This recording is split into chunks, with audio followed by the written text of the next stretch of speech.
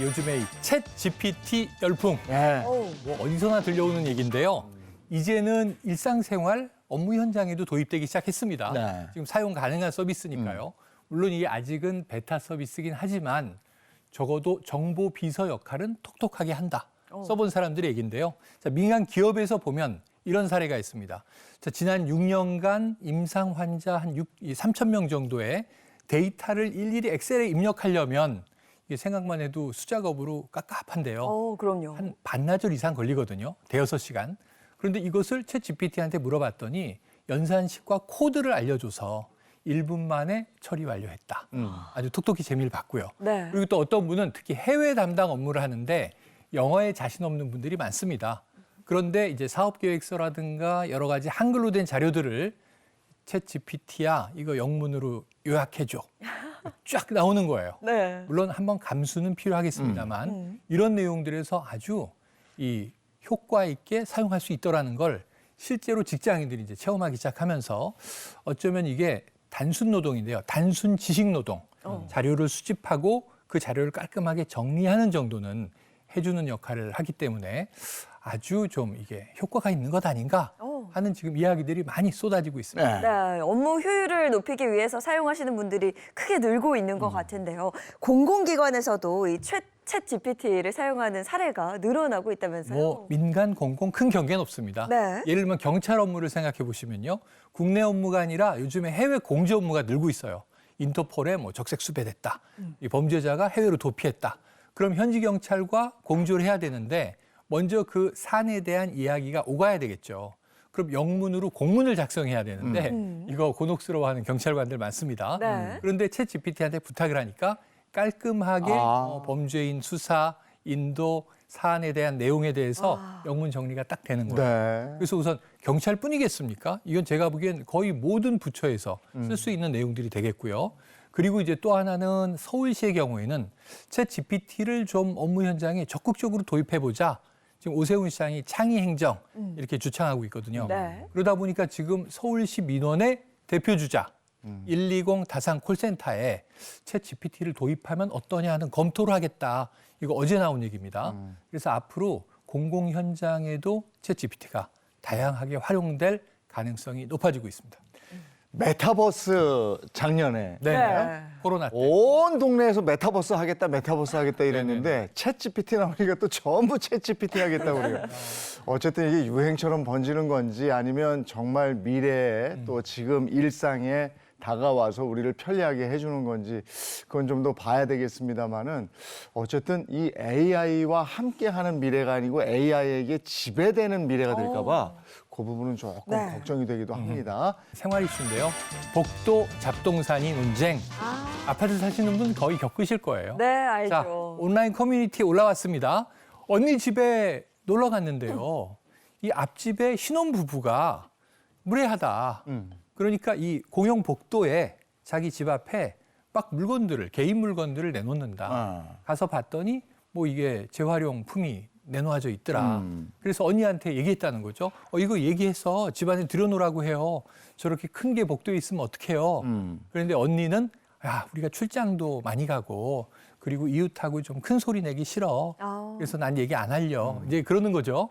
자, 그러면서 이 동생이 온라인에 이 문제를 제기한 거예요.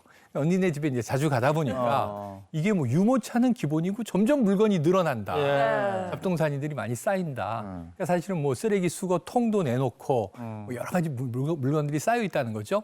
그러면서 사진을 올렸어요. 뭐 보니까 우산꽂이도 있고 분리수거함도 있고 여러 가지가 나와 있긴 합니다. 그래서 자, 이런 문제는 어떻게 해야 되나? 온라인에다가 누리꾼들의 어떤 그 답변을 구한 건데 결론은 어떨까요? 네, 결론이 좀 궁금하네요. 실제로 이런 문제를 겪는 분들이 굉장히 많더라고요. 많아요. 네, 누리꾼들 반응 어때요? 누리꾼들의 반응은 뭐 다양합니다. 반반인데 자, 하나는 이거 사진 찍어서 소방에다가 연락해라. 그래요. 저 소방법에 걸려요. 소방법 위반이기 그래요? 때문에 오. 과태료 맞는다. 네. 이런 얘기가 있고요. 또는 관리실에 연락해야죠. 민원으로 넣으면 저거 싹 정리돼서 네. 저는 잘 해소가 됐습니다.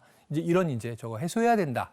이런 문제가 있고요. 그러니까 직접 싸우는 거는 좀 지양하라는 얘기들이 많아요. 맞아요. 예. 그러니까 관리실이나 뭐 소방이나. 네. 그런데 또 다른 쪽에서는 좀 이 보기에는 그래도 정말 통행에 지장이 없고 뭐 음식물 쓰레기를 내놔서 뭐 벌레가 꼬인다든가 이런 직접적인 피해가 없다면 또 좀 서로 양해해야 하지 않나요? 이런 얘기들도 있어요. 네. 네. 그런데 이제 내용을 잘 살펴보시면요. 소방법상 이게 이 아파트의 계단과 복도는 대피로입니다. 맞아요. 그렇기 때문에 통행을 방해하는 장애물을 적치하면 과태료 대상은 맞아요. 그런데 문제는 두 가지 조건이 있어요. 2명 이상이 지나갈 만하다. 그러면은 과태료 안 나오고요. 예. 그리고 또 하나는 금방 치울 수 있는 물건. 요거는 뭐 잠깐 놔뒀어요. 그럴 수 있잖아요. 그래서 과태료 대상이 안 되는데 자, 상태가 어떤지를 봐야 됩니다. 근데 보시면 뭐 아파트 계단에 어떤 층은 그냥 자전거부터 물건이 쌓여 있어서 자전거는 흔히 보죠. 사실은 생각나면 화재가 나면 못 지나가겠구나. 이런 건 정말 위험한 거고요. 네. 그리고 저런 물건은 금방 들여놓을 수 있을 텐데 이런 건 괜찮지만 아예 살림살이가 복도에 마당처럼 나와 있다. 그런 문제가 좀 심각할 수 있겠죠. 저건 우리가 상식선에서 알거든요. 아, 이 정도면 너무하다 하는 게 있어요. 네. 그거는 좀 삼가해 주셔야죠. 그거 같이 사는데. 1983년 2월 25일로 갔습니다. 어떤 일이 있었습니까? 얼마 오래되지 않은 날이죠. 전날 대한민국이 발칵 뒤집히는 사건이 있었습니다. 이날 북한의 이융평 공군대위가 전투기를 몰고 남한으로 귀순한 날이에요. 네. 저도 기억나는. 네. 이 상황은 훈련 상황이 아닙니다. 실제 상황입니다. 이러면서 막 사이렌 울리고 난리 났었습니다. 근데 북에서 어떻게 정말 영화 같은 일 아닙니까? 전투기를 타고 남한으로. 정말 영화 같은 일이죠. 2월 25일 오전 10시 58분에 수도권에 갑자기 대공 경보 사이렌이 울립니다. 이랬어요. 여기는 민방위 본부입니다. 지금 서울, 인천, 경기도 지역에 경계 경보를 발령합니다. 국민 여러분, 이것은 실제 상황입니다. 얼마나 놀랐는지 몰라요. 정말 네. 전쟁이 일어난 줄 알았어요. 그런데 알고 보니까 당시 미그 19 전투기를 몰고 이융평 대위가 귀순한 거예요. 우리는 정말 북한의 선제 공격이라고 네. 충분히 생각할 수 있는 그런 상황이었어요. 아, 전쟁의 악몽 이게 막 떠오르고 있었는데 나중에 밝혀져서 안도의 숨을 쉬었죠. 자, 이렇게 날개를 이렇게 양옆으로 흔들면 이게 귀순 의사를 밝히는 거거든요. 네. 이걸 밝혀서 우리 공군기가 이제 출동을 해서 에스코트해서 수원 비행장에 내리게 하는 이런 일이 있었습니다. 당시 이융평 씨 인터뷰가 있는데 한번 같이 보시죠. 지금 북에서는 당장 남에서 쳐들어온다고 이런 사상으로 다 주민들을 무장시키고 있습니다. 또 1950년 6.25 전쟁도 남에서 먼저 친 것으로 다 알고 있습니다. 와, 저는 진짜 이게 실제로 벌어졌던 일이라는 게 놀라운 게 전투기를 몰고 넘어온다. 이거 정말 목숨 걸고 하는 거잖아요. 네, 당연히 그렇습니다. 네. 그런데 1983년은 이상한 해예요. 이거보다 몇 달 뒤에 8월 7일 날 미그기가 또 한 대가 넘어온 게 있어요. 그거는 중국 미그기가 온 겁니다. 네. 네. 이때는 공습 경보가 내려져 가지고 공습하고 있다고 막 경고를 했어요. 그 인천 쪽에 뭐. 네, 그렇습니다. 그래서 뭐 프로야구 경기 보다가 난리가 나고 네. 했다는 이 기억이 이 사건과 덧붙어져 가지고 우리한테 더 크게 기억이 되어 있는 거죠. 네. 자, 당시 이융평 대위 탈북 거의 불가능한 도전이었는데 당시 북한은 서로 감시를 하게 했어요. 비행 훈련을 할 때 2대가 하거나 4대가 하거나 이랬는데 이때는 2대가 같이 떴다는 거예요. 근데 이융평 대위의 비행기가 후발 뒤에 있는 비행기였다는 거예요. 그래서 앞에 있는 비행기의 눈길을 피해가지고 이제 남한 쪽으로 기술을 돌리는데 레이더에 걸리지 않기 위해서 초저고도 비행, 지상에서 50m 이 높이에서 비행을 했어요. 50m요? 이게 굉장히 위험한 거거든요. 계기판만 보고 비행을 한 겁니다. 이게 불안해서 남한의 주파수 하나를 잡았는데 KBS 라디오 주파수가 잡혔다고 해요.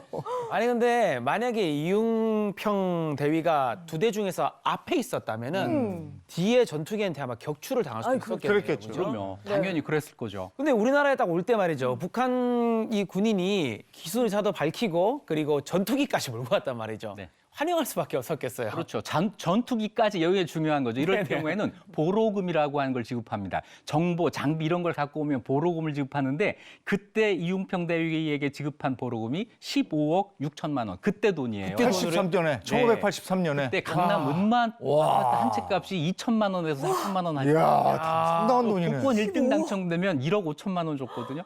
그러니까 복권을 1등 10번 당첨된 그 보로금이 이야, 대단하다. 항공모함 들고 오면 난리 나겠네요. 항공모함 들고 올 수가 없죠. 네. 왜냐하면 이게 굉장히 중요한 거예요. 비행기 한 대의 문제가 아니라 그 비행기를 이용한 작전 전술 이런 것까지 우리가 다 알게 되는 거기 때문에 이건 굉장히 중요한 정보가 된 거예요. 네. 근데 보상금까지 이제 넉넉하게 받았으니까 그 후로는 좀 편안하게 그렇겠네. 산 거예요? 네. 일단 시작은 이렇습니다.